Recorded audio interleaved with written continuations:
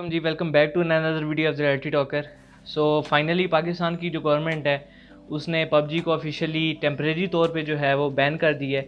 और अनफॉर्चुनेटली इस सारी रीज़न के अंदर जो है वो ये बताने के अंदर नाकाम हो गए हैं कि एक्चुअली उसकी वजह की जो पीटीए ने अभी तक वजह उसकी जो बताई है वो ये है कि जी इसकी वजह से जो है वो सुसाइड रेट जो है वो बढ़ रहा था और पबजी खेलने की वजह से जो है लोग सुसाइड की तरफ जा रहे थे। खैर इस सब की हम बात करते हैं आज की वीडियो के अंदर। सबसे पहले मुझे ये नहीं समझ आती कि हमारे मुल्क के अंदर हमारी गवर्नमेंट को ख़ास तौर पे जिस चीज़ के बारे में पता नहीं लगता या जिस चीज़ के बारे में समझ नहीं आ रही होती, अनफॉर्चुनेटली हम लोग उस चीज़ को बैन कर देते हैं। इसकी मिसाल हमारे पास पहले भी बहुत ज़्यादा हैं, जिस तरह से यूट्यूब है। अब हम लोगों ने यूट्यूब को बहुत अरसा जो है अपने पाकिस्तान के अंदर बैन रखा है और वो इस वजह से बैन रखा है कि जी हम लोगों को लगता था कि यूट्यूब जो है वो बच्चों को गलत राह पे लेके जा रहा है, यानी वो एक अच्छा प्लेटफॉर्म नहीं है। जबकि with the passage of time हम लोग इस नतीजे पर पहुँचते हैं कि नहीं जी यूट्यूब जो है वो अर्निंग का एक बहुत अच्छा तरीका है और हम लोग जो है उसे काफ़ी ज़्यादा रेवेन्यू जनरेट कर सकते हैं और हमारे मुल्क के अंदर जो है बहुत सारा बाय से जो है वो डॉलर आ सकता है। देन हम लोगों ने यूट्यूब को जो है अनबैन किया और आज ये है कि हम लोग ऑफिशियली यूट्यूबर्स के साथ कोलैब करके जो है गवर्नमेंट अपना काम कर रही है, यानी कि आज यूट्यूब से जो है वो लोग हेल्प ले रहे हैं। इसी तरीके से आज हम लोगों ने पबजी को बैन कर दी है, वो इस वजह से कि जी सुसाइड रेट बढ़ रहा है। देखें जी सुसाइड रेट जो है वो सिर्फ इस वजह से नहीं बढ़ता, बहुत सारी रीज़न्स होती हैं और मुझे नहीं लगता कि कोई भी बंदा जो है वो इतनी ज़्यादा कोई गेम खेलता होगा या इतना ज़्यादा गेम के अंदर डूब जाता होगा कि वो इस पोजीशन पे आ जाता है।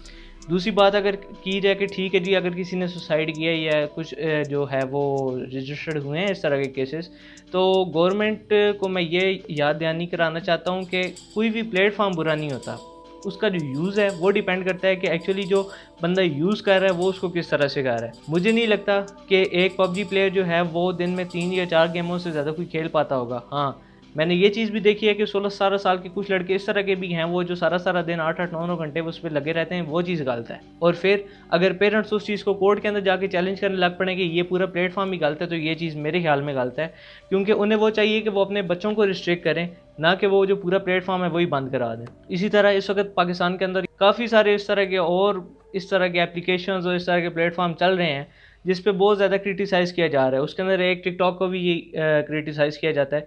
अब क्या गवर्नमेंट क्रिटिसाइज़ देख रही है और इस तरह के इश्यूज़ आ रहे हैं टिकटॉक के। पिछले दिनों इस तरह हो रहा था कि कुछ चैलेंजेस के अंदर लोगों की डेथ भी हो रही थी टिकटॉक के अंदर भी, या लोगों के एक्सीडेंट्स हो रहे थे। तो क्या वो पूरा का पूरा प्लेटफॉर्म ही जो है वो बैन कर दिया जाए? नहीं, इस तरह से नहीं है, क्योंकि बहुत सारे लोग जो है उस टिकटॉक से भी अच्छा खासा जो है वो रेवेन्यू भी जनरेट कर रहे हैं और वो अच्छा काम कर रहे हैं वहाँ पे। बात करने का मकसद ये है कि कोई भी जो आपका प्लेटफॉर्म होता है वो बुरा नहीं होता, उसका जो यूज़ है वो सारा डिपेंड करता है कि एक्चुअली जो बंदा है वो यूज़ उसे किस तरह से कर रहा है। 9 जुलाई को जो है उसकी कोर्ट के अंदर जो है वो हियरिंग है। देखते हैं कि कोर्ट क्या इसके बारे में फ़ैसला देती है। और सारा मसला ये है कि हमारे यहाँ पे बैन क्यों एकदम चीज़ें हो जाती हैं जिसका हमें पता नहीं लगता। वो ये है कि हमारे जो डिपार्टमेंट्स हैं उनके अंदर इस तरह के टेक्निकल लोग नहीं बैठे हुए। अगर कोई गेमिंग इशू है या अगर कोई गेम के रिलेटेड जिस तरह अभी ये इशू निकला है, तो उसके लिए ज़रूरी है कि आपके डिपार्टमेंट के अंदर कोई ऐसा बंदा हो जो गेम्स को समझता हो। अभी कुछ दिन पहले एक टीवी चैनल पे जो है एक वकील साहब इस तरह का दे रहे थे कि जी पबजी के ग्राफिक्स इस तरह के हैं कि लोग उसकी तरफ माइल होते हैं। तो ये चीज़ें थोड़ी बचकाना, और मेरे ख्याल में कोई भी इस तरह का सीनियर बंदा जो मीडिया पे आके इस तरह की कोई बयान दे रहा हो, तो मेरे ख्याल में उसे काफ़ी ज़्यादा पहले समझना चाहिए कि वो क्या बात कर रहा है और देन वो आके मीडिया पे बात करे, क्योंकि वो काफ़ी ज़िम्मेदाराना जो है वो बयान दे रहा होता है।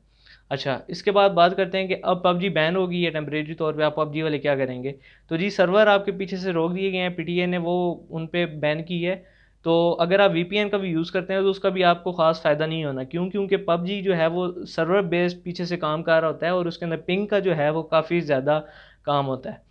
तो अगर आप वीपीएन यूज़ करेंगे तो उससे आप यूट्यूब और वो बाकी चीज़ें तो यूज़ कर सकते हैं, लेकिन वीपीएन के थ्रू आप पबजी जो है वो उस तरह से नहीं खेल सकते, क्योंकि उसके अंदर आपकी पिंग का जो है वो काफ़ी ज़्यादा इशू बनने वाला है। अच्छा, दूसरा सबसे जो बड़ा मसला आ रहा है वो ये है कि जी पाकिस्तान गवर्नमेंट ने जो है वीपीएन्स की जो डिफरेंट कंपनीज़ हैं उनको वार्न किया था कि 30 जून से पहले जो है वो अपने आप को रजिस्टर्ड कर लें, अदरवाइज़ जो है वो वीपीएन को बैन कर देंगे।